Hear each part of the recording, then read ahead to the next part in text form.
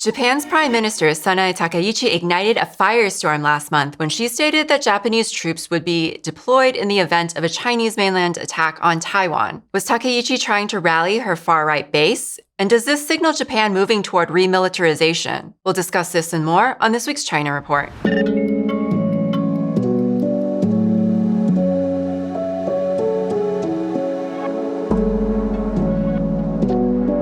Welcome to the China Report. Every week, we'll be helping you sort through all the propaganda with an independent view of the country that we're taught to hate, but know so little about. I'm your host, Amanda Yee. These are this week's headlines. A deadly fire tore through high-rise buildings in Hong Kong last week. At least 159 people are now known to have died in the deadly fire, which spread through the Wong Fu Court housing complex. According to authorities, the youngest person to have died in the fire was a 1-year-old baby, and the oldest was 97. Also, according to authorities, there are a total of 79 injured and still at least dozens missing. 3 days of national mourning started on Saturday, and thousands have gathered at the scene to mourn the victims. The fire started last Wednesday at 3 p.m. and spread rapidly, taking over 2,000 firefighters to bring it under control. It was only fully extinguished Friday morning, some 40 hours after it started. The fire is Hong Kong's deadliest in over 70 years, and the death toll has been rising each day as officials work to recover and identify the bodies. The cause of the fire remains under investigation. Authorities have so far arrested 11 individuals on suspicion of corruption over the renovations that had been taking place on the towers. Taiwan is arming itself to the teeth.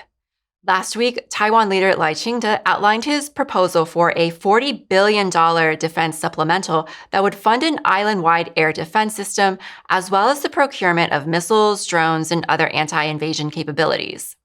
He also reiterated his pledge to raise Taipei's defense budget to 5% of the country's GDP by 2030. The $40 billion project would also cover the Taiwan Dome, or T-Dome, an island-wide air defense system similar to Israel's Iron Dome.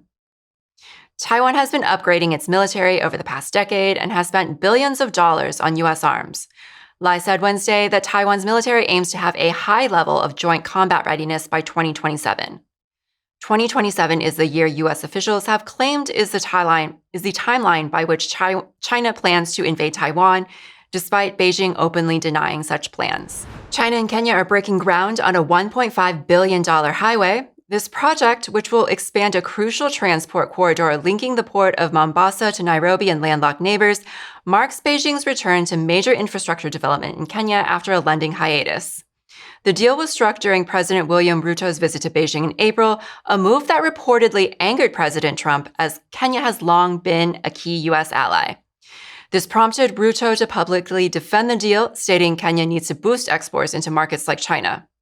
The massive project is split into 2 phases to be built by different Chinese state-owned companies and financed through a mix of debt and equity.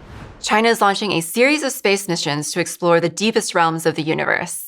According to the National Space Science Center of the Chinese Academy of Sciences, these space missions will take place over the next 5 years from 2026 to 2030 as part of China's 15th five-year plan. Officials told a press briefing last Monday that key missions would include the Hongming program, which consists of 10 satellites, which will travel to the far side of the moon, allowing the system to capture extremely faint signals from deep space. The Quafu 2 satellite, which will be the world's first spacecraft to orbit the sun's polar regions to study crucial clues to solar magnetic activity. A third satellite, which will explore the galaxy in search of an Earth 2.0, that is potentially habitable planets similar in size to Earth. And a fourth satellite, which will probe the universe's so-called extreme forbidden zones, including the event horizons of black holes and the searing surfaces of neutron stars, where gravity, warp space-time, and magnetic fields can be 1 trillion times stronger than Earth's. Well, the diplomatic fallout between China and Japan continues. On November 7th, during a meeting of parliament, Japanese Prime Minister Sanae Takaichi claimed that an attack on Taiwan from the Chinese mainland could constitute a so-called survival-threatening situation for Japan, necessitating Tokyo to deploy military troops as self-defense. The remarks, which Takaichi has refused to retract, set off a firestorm between Beijing and Tokyo, and in the weeks that have followed, Beijing has frozen seafood imports from Japan and issued 2 travel advisories to the country, resulting in nearly 500,000 flight cancellations and a projected loss of $1.2 billion to Japan's tourism industry. Youth exchange programs between China and Japan have also been suspended, and dozens of concerts by Japanese artists have also been canceled. In addition, China has postponed planned meetings with Japan and South Korea, saying the Prime Minister's remarks had damaged the foundation and atmosphere of trilateral cooperation. To break down this diplomatic crisis for us, we are so happy to have back on Dr. Yan Liang. Yan is an endowed chair and professor of economics at Willamette University, a research associate at the Levy Economics Institute, and a non-resident senior fellow at the Global Development Policy Center at Boston University. Yan, welcome back to the China Report. Well, thank you for having me again, Amanda. Well, we're really glad to have you back on, and we're certainly overdue for a discussion on this topic. I think I'd like to get started by a statement from the Chinese Foreign Ministry. This was said by Mao Ning, China's Foreign Ministry spokesperson Mao Ning, at a press conference on November 19th in response to a reporter asking her a question about this diplomatic crisis. She said, "A brief look at history will show us that to use survival-threatening situation and self-defense as a pretext is a go-to tactic for Japanese militarism to launch aggression. In 1931, Japan called whether it could seize Manchuria as survival-threatening and used that as a pretext to carry out the September 18th incident and invaded and occupied northeast China. Japan later claimed that to defend the greater East Asia co-prosperity sphere was an existential battle for Japan, enlarging its war of aggression to the entirety of Asia. Whether to attack Pearl Harbor was also deemed as survival-threatening to Japan, which ignited the Pacific War. The alarm has been sounded. The historical tragedy must not repeat itself." So that was her statement. So I think a lot of people who may not follow China as closely, casual observers of this, may interpret this as kind of an overly emotional reaction from China. And I've seen mainstream media call this bullying of Japan on the part of Beijing. But from the Chinese perspective, there's a longer history of Japan using this same type of language to launch aggression against China, as well as a longer history of contention over the island of Taiwan between the two countries. And Beijing really interprets this as an affront to the post-World War II order and the entire political foundation of China-Japan relations. So I guess to get started, maybe I would like to get your take on the Chinese foreign minister's statement and, why did Beijing react the way that it did? Yeah, well, you're right. This is a very crucial moment, and this is a very heavy-weighted and very important question and topic. So thank you for bringing up this topic. So I think China's reaction, it's not emotional. It is very deliberate. It is, of course, very immediate, resolute, and also forceful. In addition to, the foreign minister's complaints and protest, China also has sent letters to the UN members and reminding everyone the so-called enemy states clauses, and we can talk about that later. And China, of course, as you mentioned earlier, has some economic measures as well. So we need to contextualize, right, this response that China has.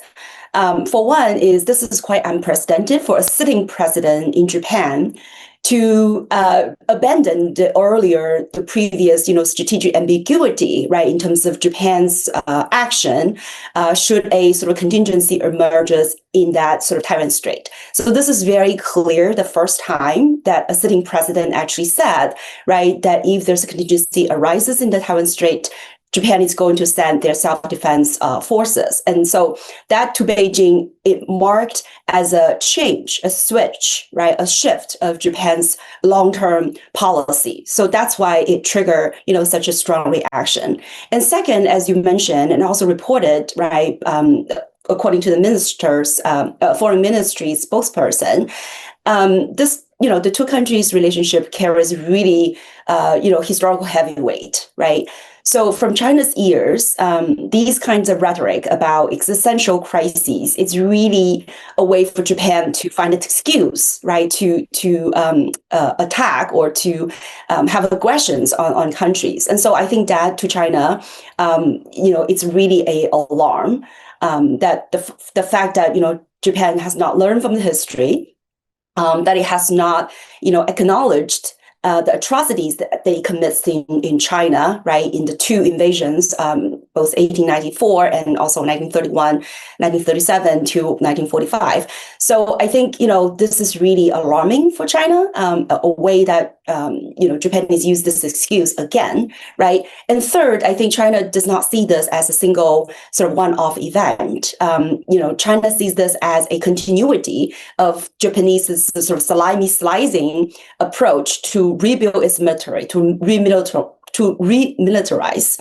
And so that really shows, Japan has been increasing its military spending, from the earlier 1%, which is really much to have a defense force, to now the goal is to increase that to 2%, right? The military spending.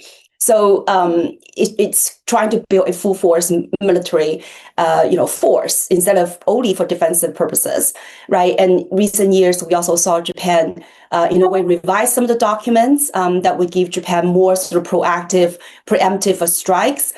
Japan has also acquired a lot more advanced military weaponry, including some of the anti-strike capabilities and stealth fighter jets and long-range missiles and so on and so forth. And it's also, built up more military bases in the southwest of those islands that are closer to Taiwan. So I think all of these just give China sort of, again, the trigger, right? This is not a single-off event. This is long planned. This has been shown as a trajectory for Japan to rebuild its military capabilities and take a lot more aggressive stance towards China. And last but not least, there are people who argue this is really a get you moment, right? This is a parliamentary Q&A, and it's the opposition that trying to sort of have a get you moment. Be that as it may, I think China has offered many opportunities for Japan to retract this kind of language and the narrative, but Japan, to this day, still didn't do that, right? I think very recently, Takaichi said, Japan's stance has not changed. But again, from China's perspective, this is still not clear enough in terms of what exactly Japan is going to do, right, when it comes to, mainland Taiwan relationship. So all of this, I think, it's why we saw such strong reactions from China. But I also want to say that China has domestic audience, right, that we wanted to see even stronger reaction from the government. I think actually Beijing is already taking a quite balanced approach, not to escalate, right, at least not too much for both regional stability, but also for the two countries' relationship, and also for China's own, domestic, I would say, stability. Right. And you brought up something really important that I want to talk a little bit more about.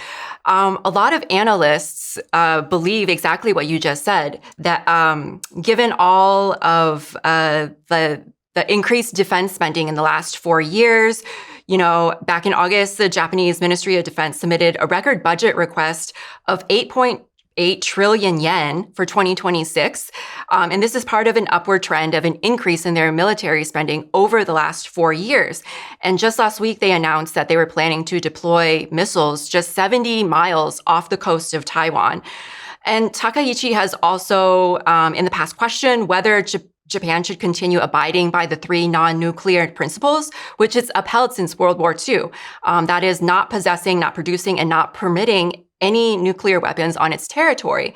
So given all of this and Takaichi's recent remarks and her refusal to retract them without any sort of ramifications, a lot of people in China, a lot of analysts, including Jeffrey Sachs, they believe that Japan is moving towards remilitarization, and it's fueled by this far-right nationalism across the country. So I guess I'm just wondering, do you believe that these remarks by Takaichi were premeditated? Because you just don't put missiles like off the coast of Taiwan overnight, right?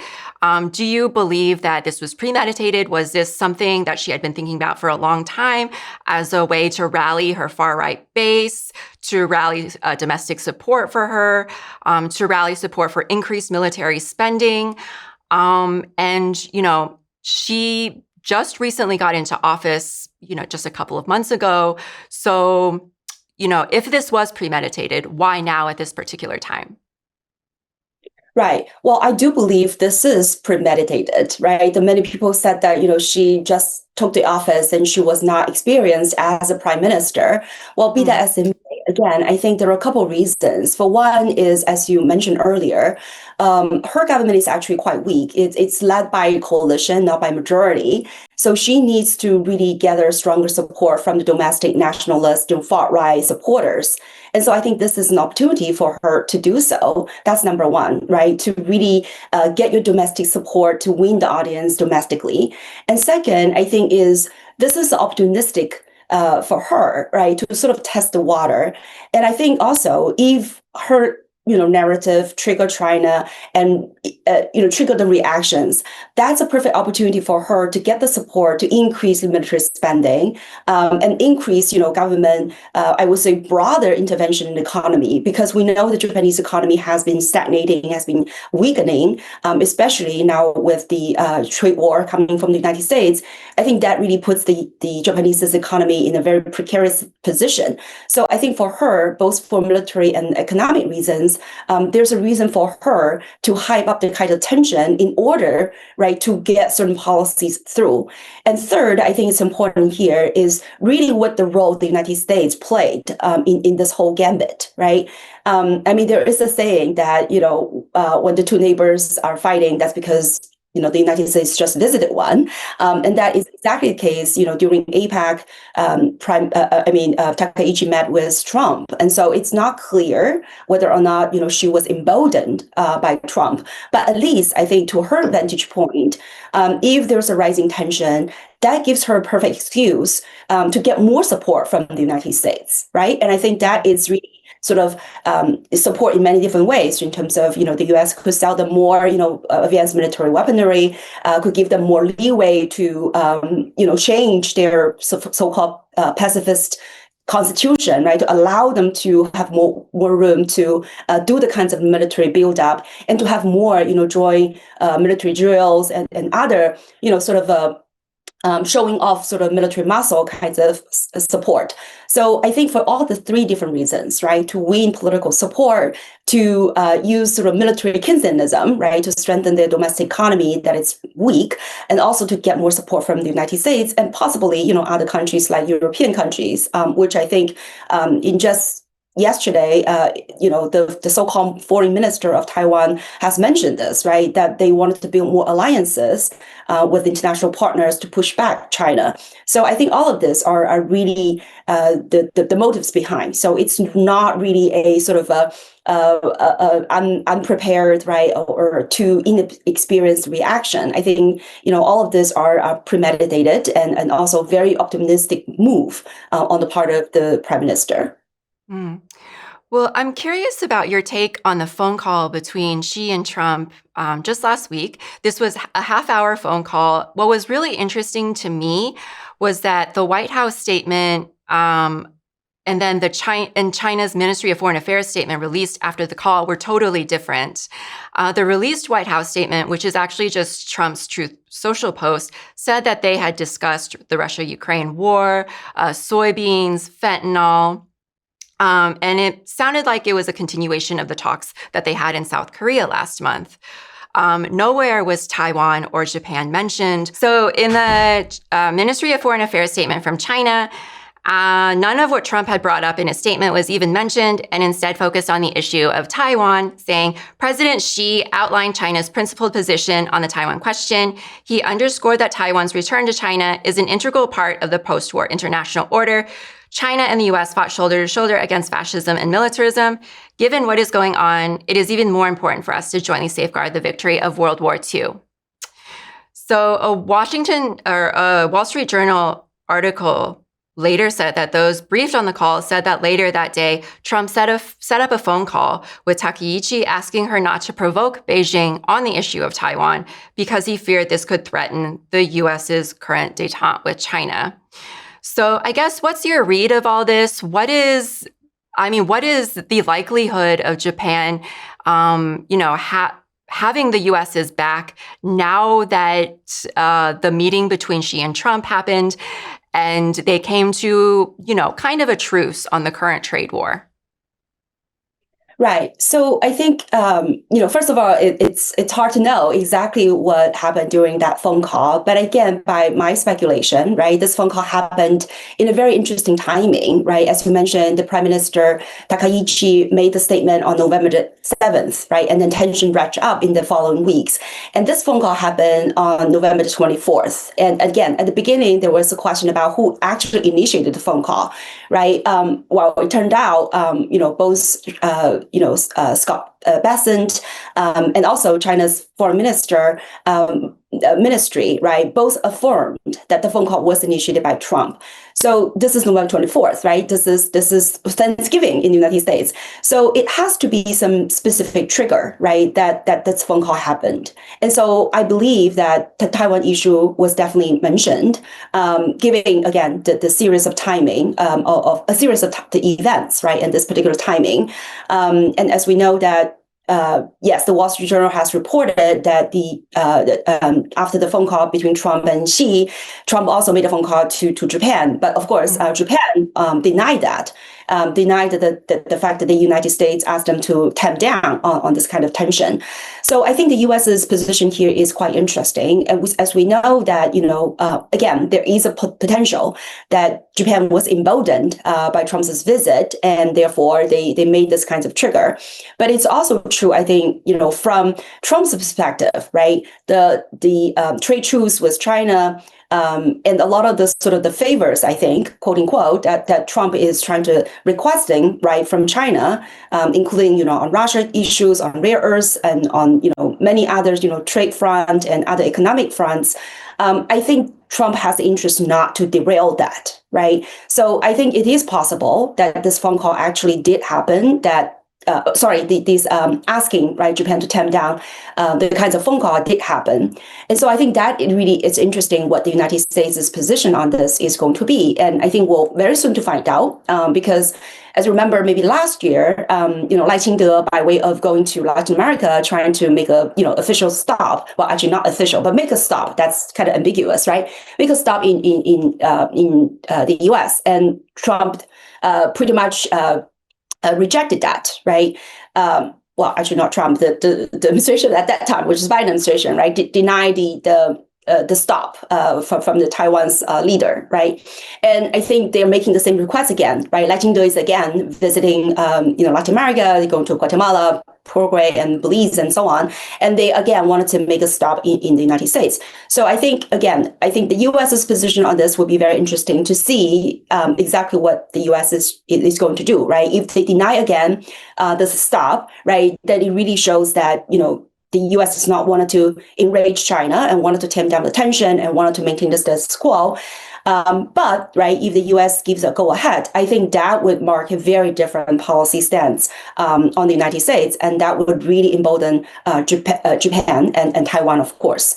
So I think it remains to be seen. But I think that Trump is taking a very careful and cautious approach, as we know that he really does not want to anger China, and he really doesn't want to stretch, right, another sort of battleground, because now we know there's a lot of the pivot towards South America, the Trump administration. So I think it would be very unconceivable for the U.S. to really embolden Japan and encourage them to escalate. I think the reverse seemed to be the case. Mm. Well, a lot of analysts that I've been seeing, they say that this diplomatic crisis could go on for a long time. This could go on for, the next year or so. And I'm just wondering, you said a few minutes ago that the Japanese economy is not doing great. China is Japan's largest trading partner. It's a critically important market for them. Beijing recently announced that they were halting seafood imports from Japan. Tourism also accounts for 7% of Japan's GDP. And since China issued the travel warning, they've reported 500,000 flights canceled, $1.2 billion projected loss to their tourism industry, could be as much as like $9 billion if it goes into 2026. So I guess that begs the question, can the Japanese economy really survive this diplomatic crisis? And, what do you predict over the next year? Right. Well, so I think, as I mentioned earlier, China is very determined and resolute to push back Japan and insisted on, the prime minister to retract her remarks. And again, Japan refused to do that. So I think, China actually has a lot of measures, I think, at their disposal, right? So you mentioned the tourism and the cancellation of flights, and that definitely damaged Japanese economy. Seafood, China used to be a big, importer of Japan's seafood, but it has less so. I think last year they only account for about 2% of Japan's seafood export, but in the previous years, it was around 20. So there was already large decline for all kinds of reasons. Fukushima Daiichi's nuclear, breakdown was part of the reason. But anyway, I think that there are also other measures, right? That, Japan actually, China is actually one of the largest, actually, I think it's the largest trading partner now for Japan, at least, for this year so far, right? China accounts for about 20% of both Japan's exports and imports, right? Roughly 20%, 22%. Versus, about 18% of Japan's exports and imports. So China is a very important trading partner with Japan. And as I mentioned earlier, right, with the U.S.'s unilateral tariff on Japan, it has already dampened Japan's export, performance. Their export actually fallen by 4.5% on a yearly basis in the third quarter this year. And so their GDP was in contraction. The real GDP contracted by 1.8% in the third quarter this year. And this is the first contraction in about a year and a half. So this is quite important. It's a quite difficult moment for Japan's economy, right? The inflation is now 3%, and it's very likely, by this end of this month, when the Japanese central bank meet to talk about the rates again, they're going to have a rate hike. And their, the JPG, the 10-year bond, the yield has rise up really sharply, now over 1.8%. So all of this created, economic difficulties for Japan. So that's to say, even if China is not going to full force, right, using economic measures, this could still cause a lot of damages on Japan. So, and as we could also recall the historical precedents, right, back in 2010, when Japan detained one Chinese fisherman on the disputed water, China restricted the rare earths export to Japan. And so that created a huge blow to the Japanese economy, right? Because they, at that point, was 90% dependence on China's rare earths, right? For the heavy ones, heavy rare earths, that dependency could go up to 99%. And these are really important for Japan's electronics, automotive, and machinery, and so on and so forth, right, for their production. So if China go that route again, right, which, again, we cannot preclude that possibility, then that could be, again, a very heavy blow on Japan's economy. So tourism, trade, investment flows, rare earths, all of these are, I think, China's cards. But I would say China is making, China is taking a really cautious approach, right? Because China does not want to derail, the regional economic order. It does not really want to scare away, investors, international investors, and China does not want to behave as a sort of unreliable trading partners, right, and to the rest of the world.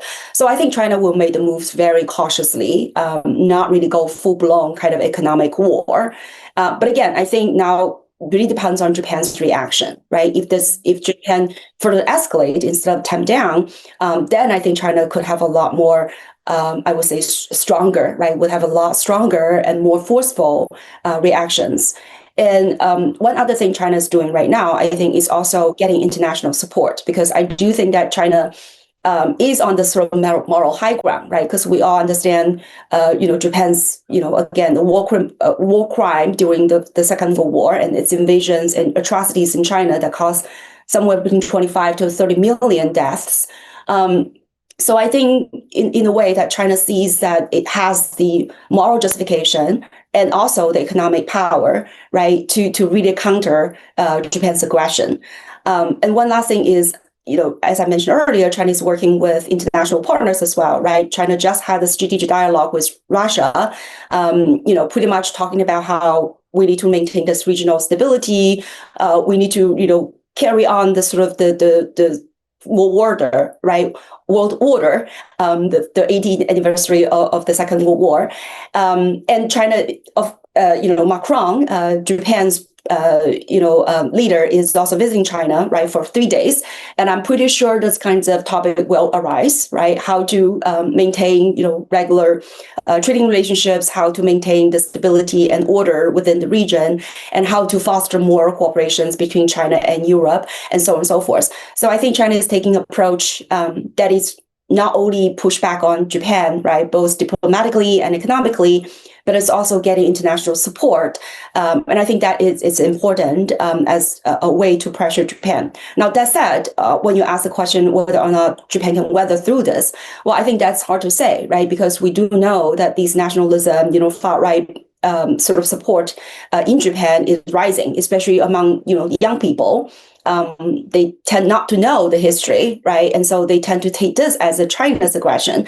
So I think, with the pressure, there could be even solidifying, domestic support.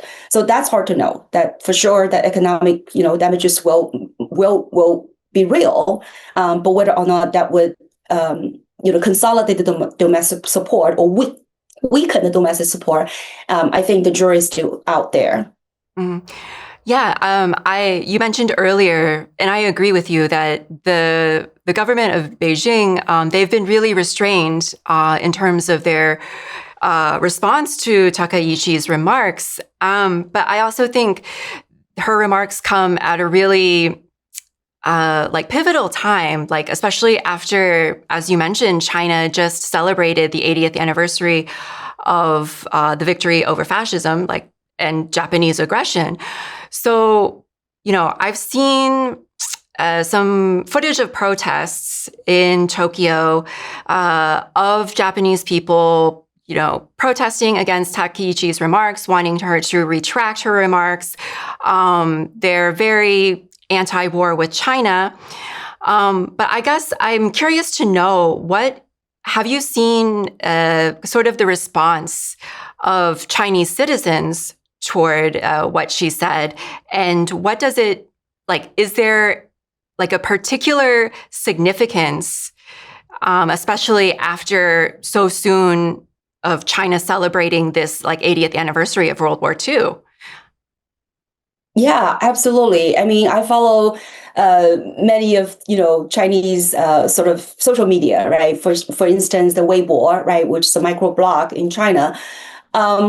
I did see a lot of angry, protests, right, from the netizens, who, as you just mentioned, right, this is on the heel of celebration of 80 years victory against Japanese's, sort of failure, right, and the failure of fascism. And now Japan is making this very bold and aggressive move. So people were angry, and this is something that it's very asymmetric, right? In Japan, they don't talk about this history. They portray Japan actually as a victim, right, of the bombing of their the two atomic bomb that destroy many lives in their society. But in China, this history was very much in the daily lives of people, right? Go to school, you learn about this history. Older generation, they talk about this, right? And not to mention, I think the military drill that China had in the celebration of the 18th year anniversary of the end of the Second World War, I think also in some ways embolden the Chinese. They feel that we're military strong and we should, be able to push back, right, in a very forceful way. So I do see the kind of mixture, right, of the anger of the urgency, right, to have a stronger action. So I think a lot of people were saying, yeah, Takaichi has domestic pressure. She needs to, make really cautious move. She can't just simply retract her remarks because that would kill her political life. But I think the same thing is happening in China, right? I think the Chinese government is also straddling a very fine line that they need to pacify domestic anger, right? And this really rage against the, Japanese's aggression. Yet at the same time, again, I think they wanted to be responsible. They wanted to play a more stabilizing role. It is a balancing act, I think, on the part of the Chinese government. So when Japanese, the official remarks about China is overreacted and so on and so forth, I think not at all. I think, in fact, Chinese government is really trying to not to overreact, right? Even giving this sort of domestic rage. And I think the fact that, as you mentioned, the cancellation of flights, right? A lot of these are voluntary. It's by the Chinese tourists. And it happens so quickly, right? About 32% of cancellation actually right away, right? And this is, again, voluntary, even though they get the compensations. So a lot of these are actually coming from the Chinese people. And again, if we look at back the history, back in 2010s, there has been a wave of boycotting Japanese products. So I think that it's likely to happen. In fact, this is not, the government is initiating this, right, or is encouraging the citizens to do this. But I think a lot of times this actually comes from Chinese people themselves, because again, there's this historical, sort of heavy weight, right, that really made people very sensitive to these kinds of issues and also very emotional to these kinds of events. All right. Well, Yan Liang, thank you so much for joining us again on the China Report. As usual, where can people find you if they're more interested in learning about your work? Yeah, so I'm now working a lot on, again, China's role in that global, sort of landscape, right? Especially in the international financial aspect. But of course, all these China's foreign relations, especially with the U.S. and also with its regional partners, are part of that bigger story. So, my papers, when I publish, I will share it on my LinkedIn, on my X. I also, did some interviews with the CGTN, and I also recently had a very brief, right, 6 minutes of interview on this particular, issue on U.S.-Japan relations. Again, mostly from an economic perspective. So yeah, those are the places where you can find me. And again, I really enjoyed coming to your platform, and hopefully we'll have more conversations and hopefully more, positive news rather than this kinds of tensions and sort of negative news, right? Because I do think that peace, right, stability, development should be really the main theme, right, going forward, rather than these kinds of diplomatic fallouts or tensions or economic wars and so on and so forth. All right. Well, it's always great to have you. And, hopefully when you come back next time, we can discuss more positive news. Yeah, absolutely. Thank you again for having me. Yeah, thank you. Well, China has broken another world record. On Friday, November 21st, the Songhua Lake Resort in Jilin City kicked off its 2025-2026 snow season with a grand opening event that included 266 participants dressed in elaborate makeup and traditional opera attire skiing down its slopes. An official Guinness adjudicator confirmed this as the largest group to ski a 1-kilometer slope in full Beijing opera costumes, and an official certificate was presented on site. That's our show. Don't forget, if you like this episode, to like, share, and subscribe. We'll see you next week on the China Report.